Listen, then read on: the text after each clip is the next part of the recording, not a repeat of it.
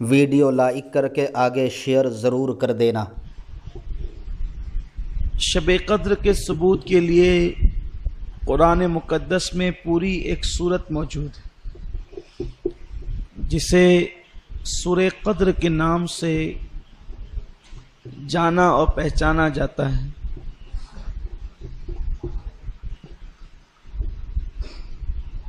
سورہ قدر کا شان نزول ممکن ہے کبھی آپ نے شب قدر میں مجھ سے سنا ہوگا، اس کی طرف بھی اشارہ کرتے ہوئے گزرتے ہیں۔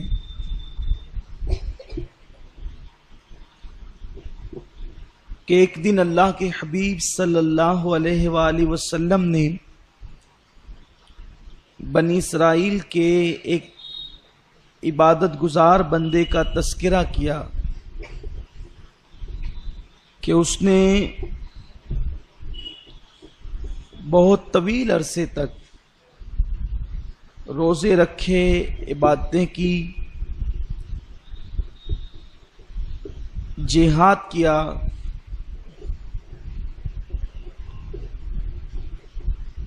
اور اسی طرح لمبی عمر والے عابدوں کے تذکرے جب ہوئے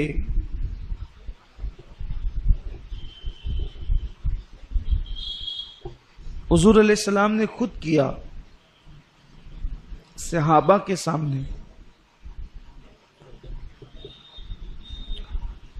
پھر صحابہ نے ایک سوال کر دیا کہ یا رسول اللہ صلی اللہ تعالی علیہ وسلم کے ان لوگوں کی عمریں اتنی لمبی لمبی، کوئی 500 سال، کوئی اتنے سال، کوئی اتنے سال،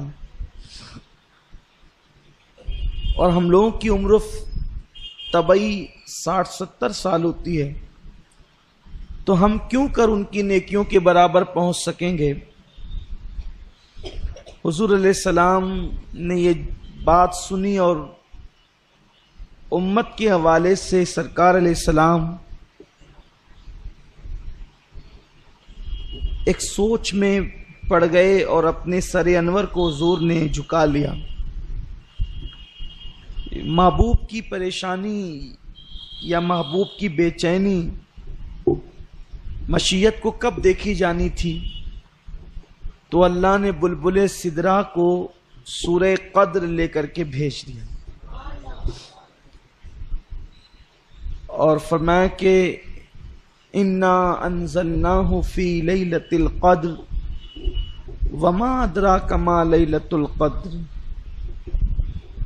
کہ یہ جو قرآن ہے ہم نے شب قدر میں نازل کیا، اور تم نے کیا جانا کہ یہ لیلۃ القدر کیا ہے؟ لیلۃ القدر خیر من الف شہر، کہ یہ 1000 مہینوں سے بہتر ہے۔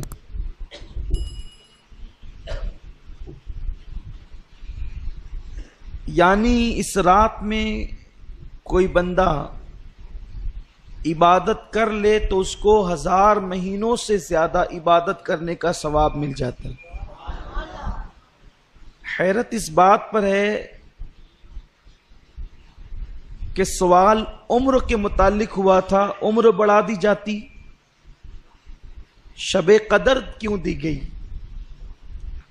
تو صحابہ کو جو عمر کے متعلق سوال تھا وہ نیکی کی حرص کی بنیاد پر تھا کہ ان کی نیکیاں سینکڑوں سال کی ہوگی اور ہماری عمر تو 60-70 ہی سال ہوتی ہے۔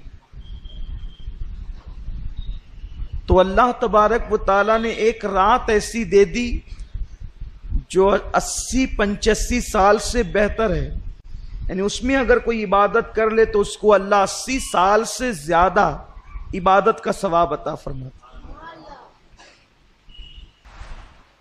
عمر نہیں بڑھائی، ایک رات ہی 80 سال سے بہتر عطا کر دی۔ اس میں مفسرین فرماتے ہیں کہ حکمت یہ ہے کہ جن لوگوں کی عمر 500 سال ہوئی ہے، 700 سال ہوئی ہے، اگر انہوں نے عبادتیں کی ہے تو ان کے کچھ گناہ بھی ہوں گے، اور اگر ہماری زندگیاں بھی 500-500 سال ہوتی تو 60-70 سال میں ہم جو گل کھلا رہے ہیں وہ ہمیں معلوم ہے، آپ بھی جانتے ہیں اپنے اعمال اور ہم بھی جانتے ہیں۔ تو 60-70 سال کی عمر میں جو گناہ کر رہے ہیں، اگر 500-400 سال کی عمریں ملتی تو خدا جانے کیا کرتے۔ تو اللہ کو چونکہ محبوب سے پیار ہے، تو پیار جو محبوب سے ہے تو محبوب کی امت سے بھی پیار ہے، تو زندگی نہیں بڑھائی، ایک رات 80 سال سے بہتر اور افضل عطا کر دی تاکہ تمہیں نیکی چاہیے نا، تو 500 سال 1000 سال جینے والا دوسرے نبی کا امتی محشر میں جو نیکی لے کر نہیں آئے گا، وہ میرے محبوب کا 60 اور 70 سالہ عمر والا امتی وہ نیکیاں لے کر کے آئے گا، کیونکہ ایک رات جو ان کو 80 سال سے بہتر مل گئی ہے۔ اس لیے اللہ نے عمر بڑھانے کی، اچھا اگر عمر مل جاتی اتنی تو پھر اس میں سونا بھی ہے، کاروبار بھی ہے۔ اللہ کا کتنا کرم کہ ایک رات ہی 80 سال سے بہتر دے دی کہ اس رات نہ سونا۔ اگر 80 سال عبادت گزار بننا چاہتے تو اس رات نہ سونا جو رات لیلۃ القدر ہے، اس میں پھر جاگتے ہی رہنا، پھر اس میں کوئی کام بھی نہیں کرنا، صرف عبادت کرنا۔ حدیث پاک میں آیا ہے کہ اللہ کے رسول صلی اللہ علیہ وسلم صحابہ سے کہتے تھے کہ پھر اس رات کھانا بھی مت کھاؤ، جتنا ٹائم کھانے میں جائے گا اتنا وقت بھی عبادت میں گزار۔ آقا علیہ السلام فرماتے تھے کہ افطار دودھ سے کر لو تاکہ کچھ طاقت تمہارے اندر رہے، اور رات کا کھانا اور سحری ایک ساتھ کر لینا، یعنی پھر مؤخر کر دو، اس رات کھانے کو بھی مؤخر کر دو، تاخیر کر دو، اس میں سحری اور عشائیہ دونوں ایک ساتھ کر لینا تاکہ یہ ٹائم بچ جائے۔ ام المومنین اما عائشہ صدیقہ فرماتی ہے حضور اس رات تہبند اتنا کس کے باندھتے تھے۔ میں نے پوچھا حضور اتنا کس کے تہبند باندھتے ہیں؟ تو فرماتے ہیں عائشہ عبادت کے لیے کمر کس رہے ہیں۔ جب ٹائٹ کوئی چیز کمر میں باندھی جائے تو پیٹھ سیدھی ہوتی ہے، اور اس میں کھڑے رہنے کے اندر جو ہے وہ انسان کو مدد ملتی ہے۔ تو ایک تو عرفن ہے کمر کسنا، اور ایک تو حقیقتاً ہے، یہ کہتے ہیں نا کہ میں نے فلاں کام کے لیے کمر کس لی ہے، یعنی اب یہ کام کر کے ہی رہوں گا۔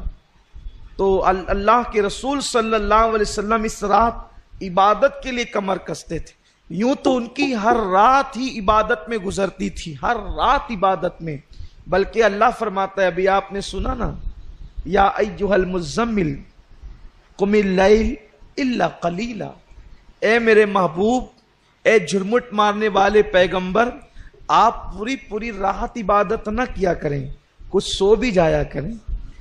یعنی جس کی عبادتوں کو دیکھ کر خدا فرماتا ہے کچھ آرام بھی کر لیا کریں، تھوڑا کچھ آرام بھی کر لیا کریں۔ عبادت کا اتنا ذوق تھا، لیکن اتنی عبادت کرنے والے رسول شب قدر میں اور زیادہ کرتے تھے۔ فرماتی تھی اما عائشہ کہ حضور علیہ السلام سال بھر جتنی عبادت کرتے تھے اس سے زیادہ کثرت کے ساتھ میرے آقا شب قدر میں عبادت کرتے۔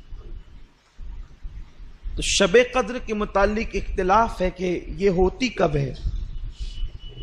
کچھ لوگوں نے کہا کہ یہ 23ویں تاریخ کو ہوتی، اس لیے بعض صحابہ 23 کو عبادت کرتے تھے۔ کچھ نے کہا کہ وہ 25 کو ہوتی ہے، کچھ نے کہا کہ وہ 27 کو ہوتی ہے، کچھ نے کہا کہ 29 کو ہوتی ہے، کچھ نے کہا کہ یہ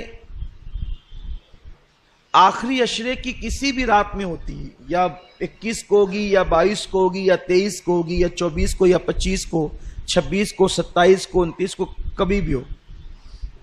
کچھ لوگوں نے کہا کہ نہیں، صرف یہ آخری عشرے میں 5 طاق راتوں میں ہوتی ہے، 21، 23، 25، 27، 29۔ اور بعض لوگ کہتے ہیں کہ وہ 27 ہی کو ہوتی ہے، وہ کچھ دلیل پیش کرتے ہیں۔ ایک دلیل تو یہ حدیث پاک ہے کہ اللہ کے حبیب صلی اللہ علیہ وآلہ وسلم نے